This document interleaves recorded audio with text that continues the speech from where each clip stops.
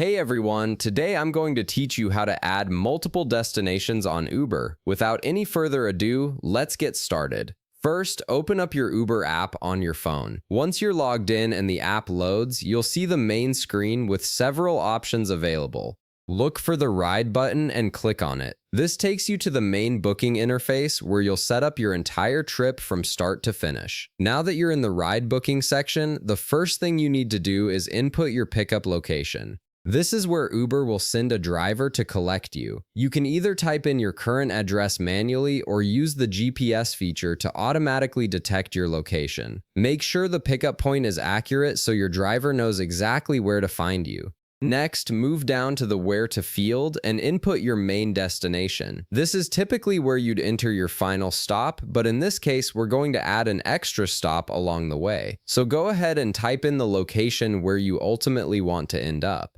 Once you've entered that, you'll notice something important appear on the screen. Right beside the location you just entered, you'll see a small plus icon. This is the key feature that allows you to add multiple stops to your trip.